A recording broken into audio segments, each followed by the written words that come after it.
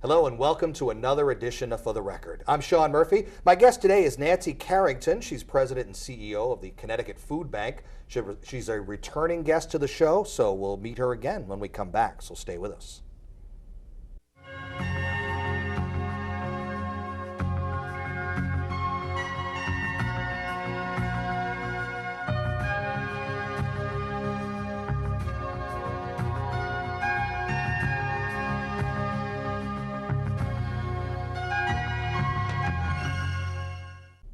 Welcome back to For the Record. I'm Shawn Murphy. My guest today, Nancy Carrington, President and CEO of the Connecticut Food Bank. Nancy's been doing this for a while, and she's been on the show before. Apparently it was before my time, so I'll say welcome and welcome back. Well, thank you, Shawn. It's great to be here. I had mentioned you've been doing it for a long time. How long have you been with the Connecticut Food Bank? Well, I was its third employee, and Wow. I was hired 28 years ago. Wow, no need to update the resume at all, huh? So let's tell people what the Connecticut Food Bank is. Well, we're almost a wholesaler in the provision of food to the food pantries, soup kitchens, and shelters. I would call them the retailers that are actually feeding people in need. So the biggest part of our work is in providing food to some 600 programs like that. We provide food over 6 of Connecticut's 8 counties. The other 2 counties are served by a sister food bank. Wow, that's an amazing thing, and I would imagine there's always requests and need for your services, so to speak, right? And does that list grow? Well, it is a struggle for us, for sure, to be able to have sufficient food. We have not ended hunger yet, so I know we have never met all the need that's out there, but we're distributing a tremendous amount of food. Last year it was just about 17 million pounds of food. Wow. Which is the equivalent of almost 16 million meals in a year's time. So it was a lot of product, and yet it wasn't enough. Well, since you've been with the Connecticut Food Bank for so long, I'd like to go back in time a ways and maybe talk about its humble beginnings and why and how it was decided that it was necessary to begin with in the first place. Well, it was recognized back in a deep recession in the early 1980s that there were people who were going hungry, and at the same time recognizing that the food industry had a significant amount of food that was not saleable, and much of it was being thrown away. So many individuals back about that time in the around 1980, 82, started food banks, which would be a central repository where a donated product could be left, provided, and then the member programs would be able to go to that one central spot to pick up food, rather than each soup kitchen having to go to 4 or 5 places to provide food for their meal. Now, one thing you said, food manufacturers would have unsaleable food and then they would just have to throw it away. Why was it unsaleable, and how was it okay to go to a place like a Connecticut Food Bank if it wasn't able to be sold? Well, some of the reasons that it might not be sold is because it's a discontinued flavor. Okay. The manufacturer doesn't want to put out, when they make a new and improved something, they'll take off the shelves yesterday's best to buy. Yeah, because no one's going to buy that. Yeah. That's right. They don't want it to be out there. It could be a cosmetic flaw, something that is just a minor dent in a can or a bottle. You think of the plastic bottles that can get crushed down a bit on the top. But still perfectly good to eat That's and drink. right. Yeah. I think my all-time, I've cited this many times, so others may have heard, but my all-time best example was getting some Ben & Jerry's ice cream that had, was chocolate chip ice cream that had too many chocolate chips. You got to be kidding me. So obviously, they should raise the price of that. Never mind, you could double the price of that and people would buy that. That's amazing. That's right. Wow, but you took advantage of it. They would run into problems if once you bought it and had that many chocolate chips. Good point. The next time you'd be complaining. Yeah. So a lot of that food that was donated to us at that point in time was relatively easy to come by. At the same time, as Connecticut Food Bank has always provided a receipt to the donor so that they know how much was donated to us, in many instances that has caused the manufacturers, the wholesalers, to say, oh, look at this, what can we do to see that there isn't so much waste? Good point. So that there is not so much being thrown away. So in some instances we have caused attention to be made to maybe a department of a manufacturer, a wholesaler, that they can sharpen things up and not have excess. And then flash forwarding to today, in the last 5 to 10 years, there's been the advent of just-in-time production for many, many industries, and it includes the food industry, that grocery retailers anymore don't run around with a clipboard so much checking on inventory. It's their handheld computer that will tell them how much product they need. Scanning things and Exactly. So the manufacturers are producing just in time what is needed to be sold. So they're not the excesses that there used to be when I first started out. But I would imagine that there's, for tax purposes, obviously it's good for them to donate, but also it's good public relations, I would imagine too. And there are some companies that are actually into philanthropy and want to do good by the community that they're in, right? That's true. That is true in many instances. And at the same time, in this tight economy, this new economy, some of that product that used to be made available to us is being sold. And if there's a greater advantage to the owner of the product to sell the product for cents on the dollar as opposed to what tax write-off they may be able to get, that product has been sold. There's a whole advent of a secondary market that's developed in the last, as they say, 5 to 10 years. Well, let's talk about the economy the way it stands now. Everybody I have on this show, it's certainly the economic times that we're in certainly affects them, and a lot of times in a negative way. How about for you? Oh, absolutely. Our member programs, since the current recession that started in 2008, since that time, our member programs are reporting an average increase of 30% in increase in demand, some as many as 100% increase in demand. And it has just remained high since that time. So an awful lot of people are still struggling for the long haul. Yeah. I find myself mentioning on a lot of shows that we do that even though these are tough economic times, whether it's someone offering some kind of financial donation or volunteering in some way, even though we're in these times, people still are able or willing to reach into their purse, their wallet, and help out in some way, or donate, in some way, food maybe. They're still able or willing to do it, at least what they can. That's right. We are always touched by that and moved by how many people, when they know how they can help, how can they do it, they will respond. There are an awful lot of very generous people in Connecticut and indeed across the country. But we find that there are people in need in every community in this state, and in many instances it's hidden. And it can be hidden in this most recent recession, where you may have professional people, attorneys or other professionals, who have the house and they've got the car and the clothes, but they've been laid off from work, one income or both, in some instances that I've specifically heard about. So those people can pretty quickly get behind on mortgage payments and all the other bills that are coming due.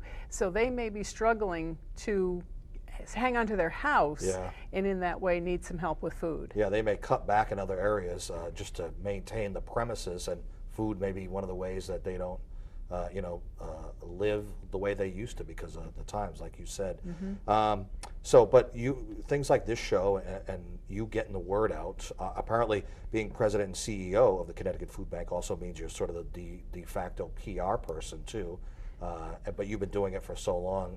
I kidded with you off the air. You're a seasoned veteran at it. But the key to keeping the supplies replenished and restocked is to talk about it, get the word out, tell people we're always in need.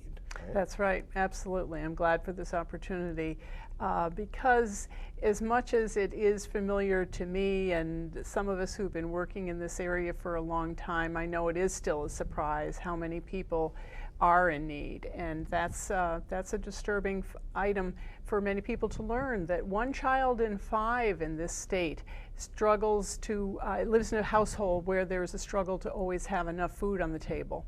And is food available? And it's just that they don't know how to obtain it or acquire it? I mean, there are paths to take so that there should be no hungry child in this state, really anywhere, to be honest. Well, there shouldn't, absolutely, there shouldn't be, and it's a moral outrage that there are.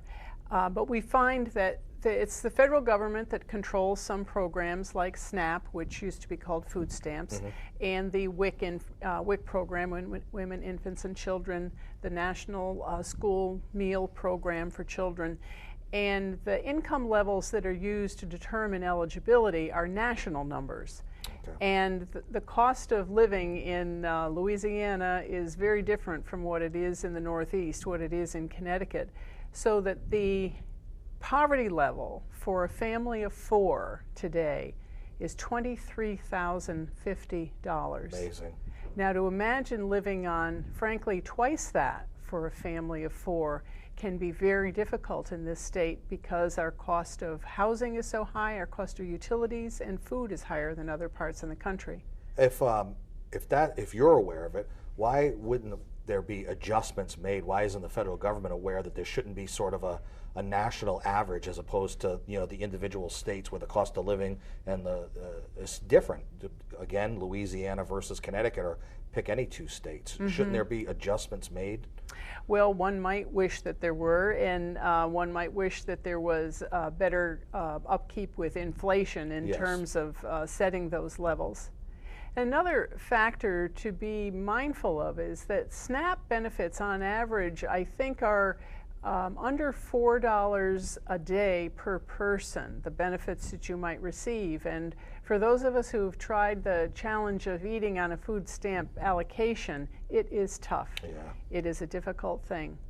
Then additionally, if I can add, over half the people in this state, now because of this poverty level being so low, over half the people who are food insecure, they do not qualify for SNAP or WIC benefits because their income is just a little bit too high. Yeah, and so those are the people who are going to our member programs for help. Maybe a little bit too high to be eligible, but yet, amazingly still might be just above that poverty line.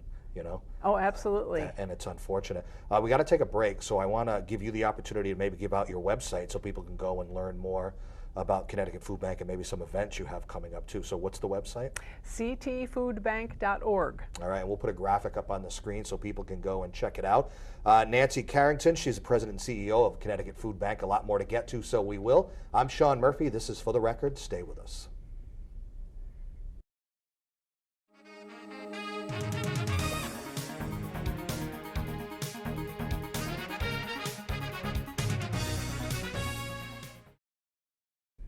Welcome back to For the Record. I'm Shawn Murphy. My guest, Nancy Carrington, President and CEO of the Connecticut Food Bank. Been a pleasure having you on the show so far. We've been just kind of bouncing around, learning about the Connecticut Food Bank and a lot of the services that are offered. And I kind of just want to keep going with that. Some special programs that you have. Just kind of like talk about in general, like one is a mobile food bank. Talk about that a little bit. That's right. That's a very exciting program that we've had running for about 1 year and 3/4 now. And that's wherein we take a specially outfitted truck that can hold 6 pallets of refrigerated product and 4 pallets of dry product. And we load it particularly with fresh produce, fruits and vegetables, with dairy products, items like that may need refrigeration. Right. And then the dry goods may be bread or cereal or whatever that doesn't require refrigeration. We take this truck out to communities where there are not sufficient food pantries, or the pantries lack sufficient refrigeration to be able to accommodate the carrots, onions, potatoes, white and sweet. Yeah, the perishables, basically. That's right. Yeah. And we recognize that all of us are supposed to be eating more fresh fruits and vegetables. These can be particularly hard to come by for many folks who are, particularly those who are living in food deserts where there are not a lot of grocery stores in their neighborhood. Right. They may be needing to go to a convenience store to get more of their foods, and there's very little to be found there in terms of such items. And those things are more difficult for someone to donate, or even a food manufacturer, because there's time limitations on them. You may have, refrigeration available at the Connecticut Food Bank, but you still have a limited amount of time to get that out into the community. Right, so the mobile pantry is one way that we can really move out a lot of product every week. We're providing food to about 3,000 households during every month. Wow. So I'm very happy. How about the time of year? Does that change how much is coming in or out depending on whether it's winter or summer or anything along those lines? Well, it certainly gets to be really difficult at this time of year when we are at the end of last growing season's carrots and potatoes, and it is too soon for this year's crops to be harvested, particularly here in the Northeast. So we are bringing in product from Georgia recently, and from parts of the country where things have ripened up already. Does it affect you at all, depending on, like, for example, we had a mild winter in this neck of the woods this past winter. Is that a good thing or a bad thing, or does it affect you in any way? Well, it will. The growing season, the crops are impacted and then have a ripple to us. I've heard very disturbing numbers about the apple crop. So we had a warm winter, and it meant that the buds came out early, but then we had a couple of weeks of cold weather. And I've heard that some of the product we pull in is from Canada as well as the United States. The Canadian apple crop is 50% lost. Wow. In Michigan, 75% lost.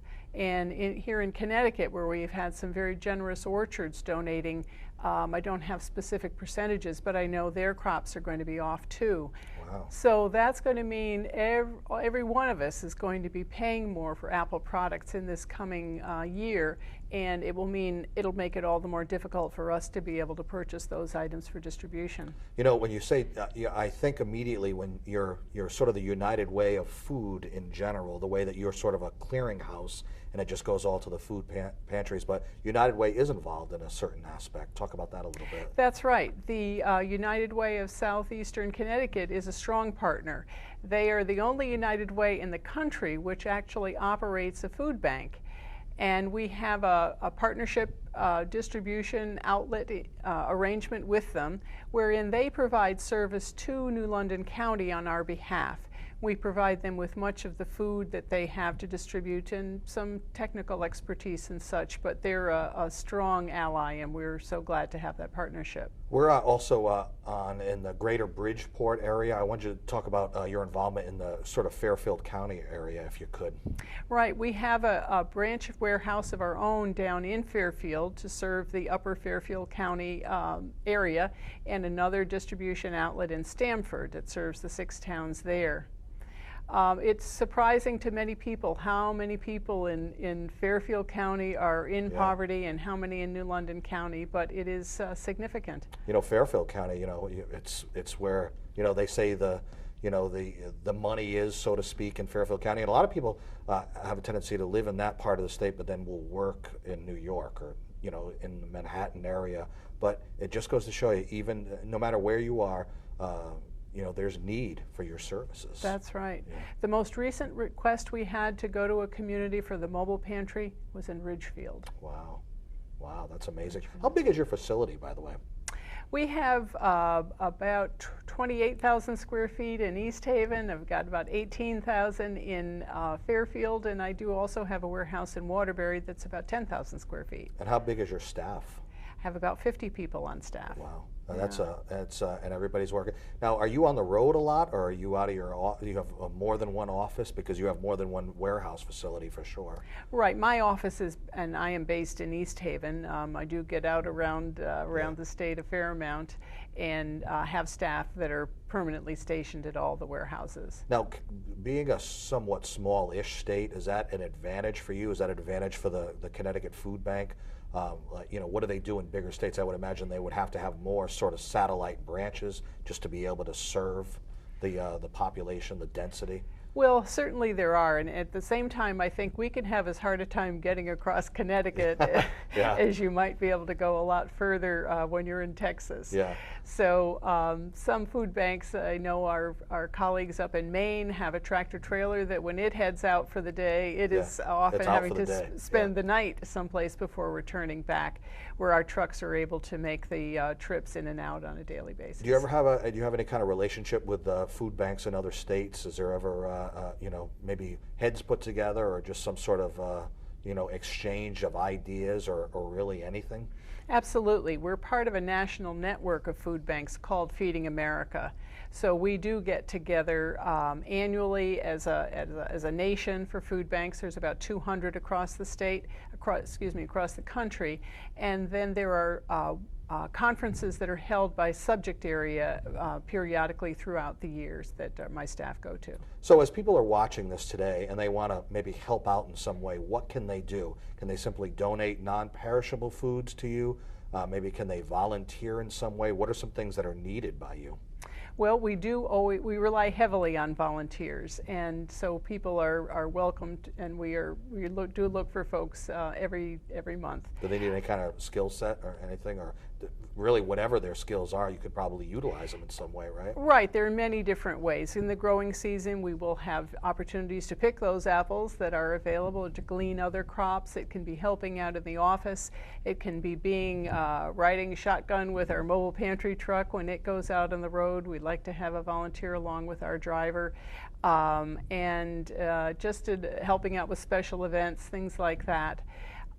Dollars will go the furthest. For every dollar provided, we are able to provide $5 worth of food at wholesale value because our buying power is much stronger being part of this national network of food banks. And one good way to find out how you can help is to go to our website, ctfoodbank.org. What's on the website? And on the web, you'll find out about special promotions that we may have going on, be it a food drive or a partnership. We have one running shortly with Farmer's Cow, and just all the special events that might be happening.